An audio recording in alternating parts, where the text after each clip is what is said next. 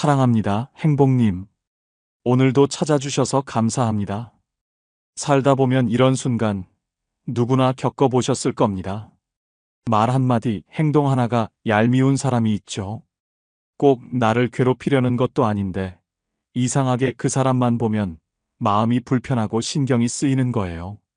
그래서 속으로 내가 너무 예민한 걸까? 아니면 진짜 저 사람이 문제인 걸까? 고민해보지만 답은 잘 나오지 않습니다. 결국 미움이 쌓일수록 더 괴로운 건 나 자신이라는 걸 알면서도 그 감정을 어떻게 해야 할지 몰라서 방치하게 되죠. 여러분도 이런 미움 때문에 잠 못 이루거나 하루 종일 기분이 상한 적이 있으신가요? 그렇다면 오늘 영상이 큰 도움이 될 겁니다. 사실 누군가를 미워하는 마음은 우리가 생각하는 것보다 훨씬 쉽게 다스릴 수 있습니다. 다만 그 방법을 몰랐을 뿐이에요.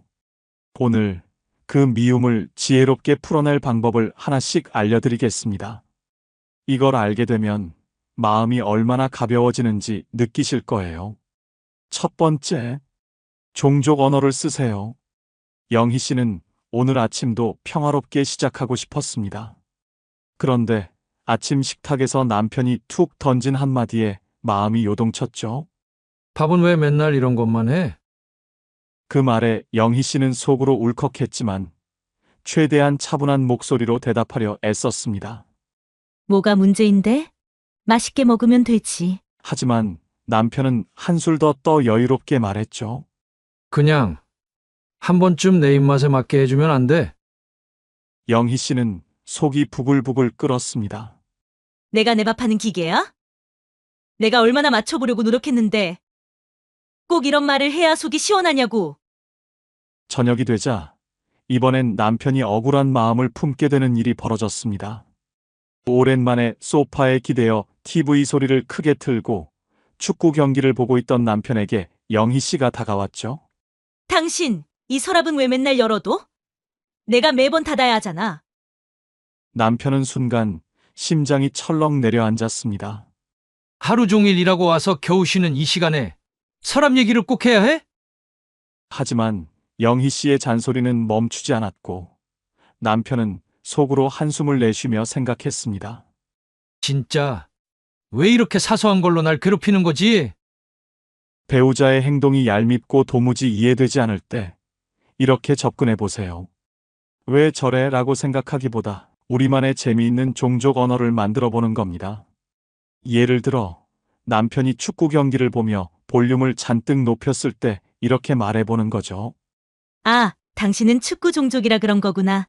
축구 종족은 소리를 크게 틀어야 제맛이지? 그러면 남편도 이렇게 대답할 수 있을 겁니다. 맞아. 근데 당신은 정리종족이지? 정리종족은 뭐든 닫아놔야 속이 편하지. 이렇게 서로를 종족으로 바라보면 얄밉던 행동이 문제가 아니라 상대의 특징처럼 느껴지기 시작합니다. 심리학적으로 우리가 화가 나는 이유는 상대가 내 기대에 미치지 못했을 때입니다. 하지만 그 기대를 내려놓고 배우자를 다른 종족으로 바라보면 갈등의 긴장감이 훨씬 줄어듭니다. 종족 언어를 활용하면 왜 저래라는 불만이 그 종족은 원래 저런 거지 라는 여유로 바뀝니다. 이 과정에서 문제의 심각성이 낮아지고 서로 간의 유머와 유대감이 생깁니다. 유머는 단순히 웃고 넘기는 것이 아닙니다. 연구에 따르면 유머는 부정적인 감정을 완화하고 스트레스를 줄이며 관계를 더 단단하게 만들어줍니다. 특히 갈등 상황에서 유머를 활용하면 상대를 공격하지 않고도 서로의 차이를 인정하고 연결고리를 만들어주는 강력한 도구가 됩니다.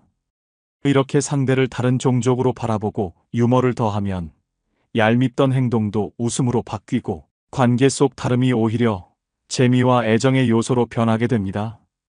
다산 정약용 선생님은 이렇게 말씀하셨습니다. 사람마다 서로 다름을 알고 그것을 인정하면 갈등은 사라진다. 이 말처럼 서로 다름을 인정하는 것이 평화의 시작입니다.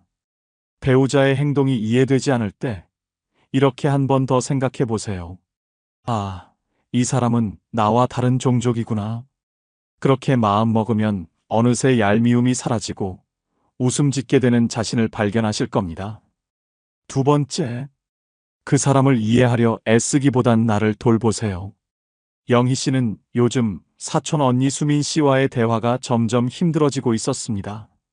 수민 씨는 늘 영희 씨의 말을 끊거나 자신이 더 잘났다는 듯 얄미운 말을 던지곤 했죠. 오늘도 가족 모임에서 수민 씨는 시작부터 영희 씨를 불편하게 했습니다. 영희야, 너 이번에 제주도 다녀왔다며? 근데 제주도는 요즘 너무 붐빈다잖아. 왜 굳이 거기를 갔어? 그 돈이면 동남아나 가는 게 낫지 않았겠니? 영희 씨는 속으로 한숨을 내쉬었습니다. 내가 제주도를 갔다 온 게 뭐 그렇게 잘못된 일이야? 꼭 이런 식으로 기분을 긁 거야. 직성이 풀리나? 하지만 수민 씨는 멈추지 않았습니다. 아, 그리고 네가 SNS에 올린 사진 봤어.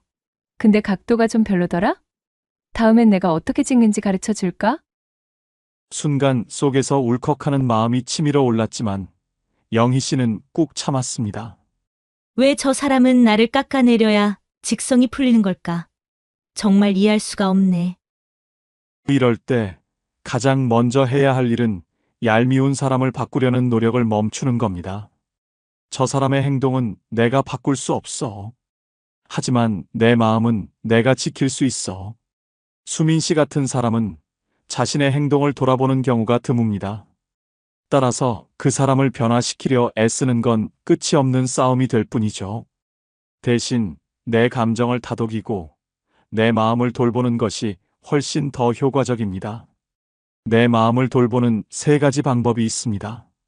첫째는 감정을 흘려보내세요. 수민 씨 같은 사람의 말에 상처받고 화가 나더라도 그 감정이 오래 머물게 두지 마세요. 그래, 수민 언니는 늘 이런 식으로 말하잖아? 내가 굳이 휘둘릴 필요가 없지. 이렇게 내 마음을 가볍게 다독이며 넘겨보세요. 감정을 억누르지 말고 흘려보내는 연습을 하면 상대의 말은 더 이상 내 마음에 깊이 박히지 못합니다. 둘째는 나를 위한 긍정적인 시간을 만드세요. 상대에게 휘둘렸다고 느껴질 때 나를 회복시킬 시간을 가지세요. 좋아하는 음악을 듣거나 산책을 하며 머리를 식히는 것도 좋은 방법입니다. 내 마음을 돌보는데 집중하면 그 사람의 말은 더 이상 나를 흔들 수 없어. 이런 태도를 가질 때 내 삶의 주도권은 다시 나에게로 돌아옵니다. 셋째는 감정의 경계를 설정하세요. 수민 씨가 또 말을 던질 때마다 속으로 이렇게 말해보세요. 저건 저 사람의 문제야. 내 기분까지 그 문제에 내어줄 필요는 없어. 이렇게 경계를 설정하면 상대의 말이 내 감정을 지배하지 못하게 됩니다. 심리학에서는 이 경계 설정을 감정적 독립이라고 부릅니다. 상대의 행동과 내 감정을 분리할 때 내 마음은 더욱 단단해집니다. 심리학에서는 자기 돌봄을 부정적인 관계 속에서도 마음의 평화를 유지하는 가장 강력한 방법으로 봅니다. 타인의 행동을 바꾸려는 노력은 대개 실패로 끝나지만 내 감정을 다스리고 돌보는 일은 내가 통제할 수 있는 영역입니다. 자기 돌봄은 단순히 스트레스를 해소하는 데 그치지 않습니다. 내 마음을 보살피는 과정을 통해 상대의 말과 행동이 나에게 미치는 영향력이 점점 줄어들게 됩니다. 다산 정약용 선생님은 이렇게 말씀하셨습니다. 천하의 근심은 외부에서 오지 않고 마음에서 일어난다. 내 마음을 보살피는 것이야말로 외부의 시끄러움을 잠재우는 시작입니다. 누군가가 나를 얄밉게 하고 상처 주는 말을 할 때 이렇게 생각해 보세요. 저 사람은 저러고 살겠지만 나는 내 마음을 지킬 거야. 내 마음을 돌보는 일은 내가 가장 잘할 수 있는 일입니다. 그 순간부터 여러분의 마음은 평화로워지고 삶은 조금 더 따뜻해질 것입니다. 세 번째, 왜 미운지 먼저 생각해 보세요. 영진 씨는 회사 후배 철민 씨만 보면 이유 없이 마음이 불편했습니다. 철민 씨는 항상 활달하고 긍정적인 성격으로 동료들 사이에서 인기도 좋았죠. 그런데 영진 씨에게는 그런 모습이 오히려 더 짜증나게 느껴졌습니다. 오늘도 철민 씨는 아침 회의에서 발표를 하며 환하게 웃었습니다. 다들 어제 야근하시느라 고생 많으셨죠? 근데 저 어제 야근 중에 이런 아이디어가 떠올랐습니다. 동료들은 철민 씨의 발표에 박수를 쳤지만 영진 씨는 속으로 끓어올랐습니다. 뭐가 그렇게 잘났다고 저렇게 유난을 떠는 거야? 사람들 앞에서 혼자 돋보이고 싶어 하는 것 좀 봐. 그날 오후 영진 씨는 자신을 향해 웃으며 말을 걸어오는 철민 씨를 보고 피곤한 기색을 감추지 않았습니다. 영진 선배, 저희 팀 프로젝트도 잘 돼가고 있죠? 선배랑 같이 일하면 진짜 든든하거든요. 영진 씨는 억지로 미소를 지으며 대답했습니다. 응, 뭐, 잘하고 있겠지. 그날 퇴근길 영진 씨는 한숨을 내쉬며 스스로에게 물었습니다. 대체 나는 왜 저 사람을 이렇게 미워하는 걸까? 철민이가 나한테 무슨 큰 잘못을 한 것도 아닌데, 왜 저 사람이 이렇게까지 신경 쓰일까? 잠시 고민하던 영진 씨는 문득 깨달았습니다. 사실, 철민이처럼 활발하고 자신감 있는 모습이 부러웠던 건 아닐까? 내가 그렇게 못하니까, 그래서 더 미운 거 아닐까? 심리학에서는 이런 현상을 투사라고 합니다. 우리가 누군가를 미워하는 이유는 대개 두 가지입니다. 첫째, 그 사람이 내가 싫어하는 내 모습을 건드렸을 때. 둘째, 그 사람이 내가 가지고 싶지만 가지지 못한 모습을 가지고 있을 때. 철민 씨의 자신감 넘치는 모습은 사실 영진 씨가 오랫동안 부러워했던 부분이었습니다. 영진 씨는 자신이 충분히 자신감을 가지지 못한다고 느껴왔고 그 부족함이 철민 씨를 통해 드러나면서 더 크게 불편함을 느낀 것이죠. 이 사실을 인정하는 순간 영진 씨는 마음이 한결 가벼워졌습니다. 철민이는 잘못한 게 없었어. 오히려 내가 내 부족함을 그 사람에게 투영하고 있었던 거지. 왜 이런 깨달음이 중요한 걸까요?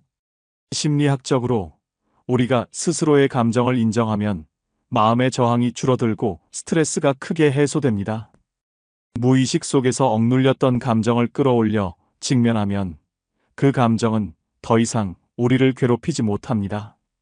즉, 미움의 정체를 알게 되면 그 감정이 사라지는 길이 열립니다. 철민 씨에 대한 영진 씨의 불편함은 철민 씨의 행동 자체가 아니라 영진 씨 자신이 가진 결핍에서 비롯된 것이었습니다. 이걸 인정한 순간 영진 씨는 더 이상 철민 씨를 미워할 필요를 느끼지 않게 된 거죠. 다산 정약용 선생님은 이렇게 말씀하셨습니다. 자신을 돌아보는 자는 타인을 비난하지 않는다. 결국 타인을 미워하는 마음의 씨앗은 내 안에 있다는 뜻입니다. 그 마음을 인정하고 들여다보면 미움은 더 이상 나를 흔들지 못합니다. 누군가가 미울 때 이렇게 한번 스스로에게 물어보세요. 왜 내가 이 사람을 미워할까? 혹시 내 부족함을 건드린 건 아닐까? 그렇게 내 마음을 들여다보는 것만으로도 미움은 줄어들고 내 안의 평화는 찾아옵니다. 스스로를 인정하는 것이 타인을 이해하는 첫걸음입니다. 그 순간 우리는 조금 더 성숙해지고 마음이 훨씬 가벼워질 것입니다. 네 번째, 긁는 사람 우아하게 피하세요. 영희 씨는 요즘 동네 모임에 나갈 때마다 속이 타들어갑니다. 모임에 꼭 한 사람, 은근히 말을 얄밉게 해서 사람 속을 긁는 민정 씨 때문이죠. 오늘도 민정 씨는 영희 씨를 보자마자 툭 던졌습니다. 영희 씨, 애가 공부를 좀 해야 할 텐데 요즘 학교 성적이 안 좋다면서? 영희 씨는 순간 얼굴이 굳었습니다. 내가 언제 성적 얘기를 했다고? 대체 왜 이런 말을 아무렇지 않게 하는 거야? 하지만 민정 씨는 멈추지 않았습니다. 요즘 살이 좀 오른 것 같은데 스트레스를 많이 받았나 봐. 영희 씨는 속이 부글부글 끓었지만 차마 아무 말도 하지 못했습니다. 진짜 왜 저렇게 긁어대는 걸까? 내가 뭘 잘못한 것도 없는데. 그날 집에 돌아온 영희 씨는 깊은 한숨을 쉬며 생각했습니다. 저런 사람을 상대하다 보면 내 마음만 더 상하겠지. 이제는 나도 흔들리지 않기로 마음먹어야겠어. 누군가가 말을 통해 나를 긁어댈 때 우리의 첫 반응은 보통 왜 저래? 라는 짜증입니다. 상대가 나를 무시하거나 깎아내리려는 의도로 보이기 때문이죠. 하지만 심리적으로 그들의 행동을 들여다보면 긁는 사람의 말과 행동은 대부분 그들 자신의 결핍과 불만에서 비롯된다는 사실을 알게 됩니다. 긁는 사람은 흔히 자기 내면의 불안과 불만을 타인에게 투사하려는 경향이 있습니다. 자신이 가지고 있는 부족함이나 열등감을 다른 사람에게 비춰서 상대방을 흔들고 그렇게 자신이 우위에 있다는 착각을 만들어내는 거죠. 이 과정에서 그들은 상대방의 반응, 특히 당황하거나 상처받는 모습을 통해 자신이 통제력을 가지고 있다는 잘못된 만족감을 느낍니다. 하지만 우리가 그들의 말을 저 사람이 나를 깎아내리려 한다고만 받아들이면 그들의 의도대로 흔들리고 감정적으로 휘둘리게 됩니다. 이럴 때 가장 효과적인 방법은 그들의 행동을 단순화하고 거리를 두며 긍정적으로 흘려보내는 것입니다. 저 사람은 무식해서 저런 말을 하는 거야. 이렇게 생각하면 그들의 말이 더 이상 내게 중요한 의미를 가지지 않게 됩니다. 상대의 부정적인 에너지를 내 삶에 들이지 않는 가장 쉬운 방법이 바로 이것입니다. 심리학적으로도 상대의 행동을 단순화하고 감정을 얽히지 않게 하는 것은 스트레스 관리와 정서적 안정에 큰 도움을 줍니다. 또한 긍정적인 반응은 상대방의 부정적인 에너지를 차단하는 강력한 도구입니다.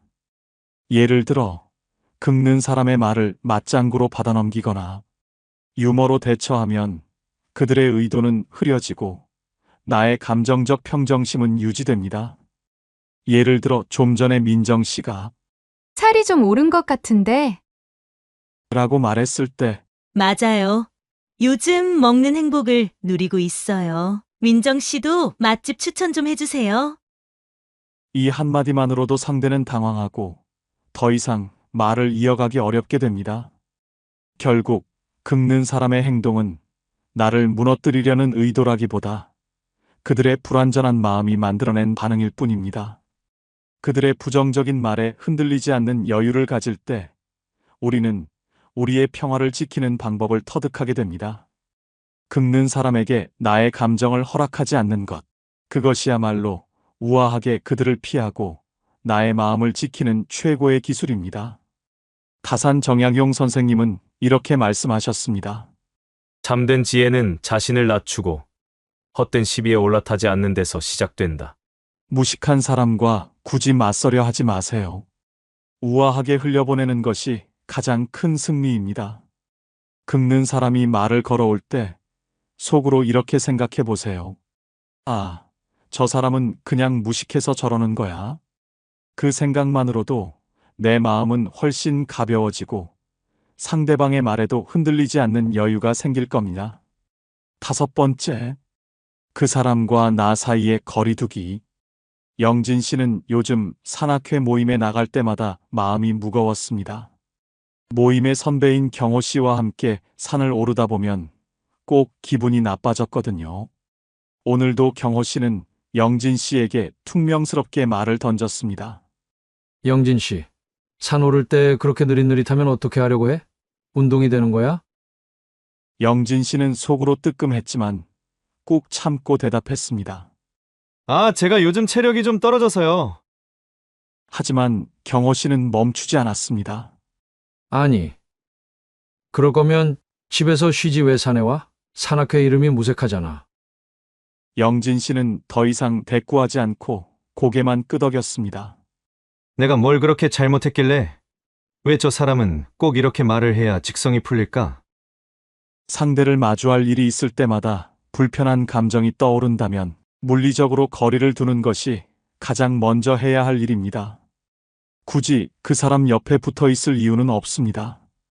예를 들어 산악회 같은 모임에서 불편한 사람과 매번 같이 걷기보다는 자연스럽게 다른 사람들과 대화하거나 혼자만의 시간을 가져보세요. 저는 오늘 제 페이스대로 천천히 걸어보려 해요. 이 한마디면 충분합니다. 물리적 거리를 두면 상대의 말이 직접적으로 나를 찌를 기회를 줄일 수 있습니다. 그 사람의 부정적인 에너지를 멀리하는 것만으로도 내 마음은 한결 가벼워질 겁니다. 하지만 물리적으로 거리를 둘 수 없는 상황도 있습니다. 직장에서, 가족 모임에서, 혹은 가까운 친구 사이에서 마주쳐야 할 때 심리적 거리는 나를 지키는 또 하나의 강력한 방법이 됩니다. 상대가 불쾌한 말을 던질 때 속으로 이렇게 말해보세요. 저건 저 사람의 문제지, 내 문제가 아니야. 상대의 말투나 태도가 신경 쓰일수록 그걸 내 감정으로 받아들이지 않는 연습이 필요합니다. 심리적 거리는 상대의 행동을 내 문제로 착각하지 않도록 돕는 방패와 같습니다. 그들의 말이 내 마음을 흔들지 못하도록 감정의 선을 긋는 순간 그들의 부정적인 에너지는 더 이상 나에게 영향을 미치지 못합니다. 거리두기의 마지막 단계는 바로 나를 위한 시간을 만드는 겁니다. 모임에서 돌아온 후 따뜻한 차 한 잔을 마시며 오늘 좋았던 순간들을 떠올려 보세요. 아, 그래도 오늘 산에서 본 풍경은 정말 좋았지. 그런 시간을 내가 누릴 수 있다는 게 참 다행이야. 내가 좋아하는 활동을 하며 나를 회복시키는 이 과정은 단순히 마음을 다독이는 것 이상입니다. 그 사람의 말과 행동에 흔들리지 않을 수 있는 내면의 힘을 키우는 일이죠. 다음번에 같은 상황을 마주할 때 훨씬 더 가볍고 여유롭게 대처할 수 있을 겁니다. 다산 정약용 선생님은 이렇게 말씀하셨습니다. 마음의 여유는 거리를 둘 때 생긴다. 누군가의 말이 내 마음을 자꾸 흔든다면 거리두기는 나를 위한 가장 따뜻한 선택이 됩니다. 거리를 두는 것은 상대를 밀어내는 것이 아닙니다. 오히려 내 마음을 지키고 평화를 선택하는 용기 있는 행동입니다. 이제부터는 누군가의 말이나 행동에 휘둘리지 말고 스스로를 지켜주세요. 그 거리가 여러분의 삶을 더 자유롭고 따뜻하게 만들어줄 겁니다. 마음의 평화는 여러분이 만들어가는 것입니다. 오늘 배운 내용으로 사람이 미울 때 그 감정에 갇히기보다 한 발짝 물러나 스스로를 돌아보세요. 내 마음을 지키고 상대를 받아들이는 여유를 가질 때 우리는 더 성숙해질 수 있습니다. 오늘도 여러분의 마음이 편안하고 행복하길 진심으로 바랍니다. 혹시 여러분도 누군가가 미워서 마음이 힘들었던 적이 있다면 댓글로 여러분의 이야기를 나눠주세요. 함께 공감하고 더 좋은 해결책을 찾아가는 시간이 되었으면 좋겠습니다. 이 영상이 필요한 분들께 공유해 주시고 구독과 좋아요로 저를 응원해 주세요. 여러분과의 소중한 연결이 저에게 큰 힘이 됩니다. 오늘도 여러분의 행복을 빕니다. 이상으로 행복 주문서였습니다.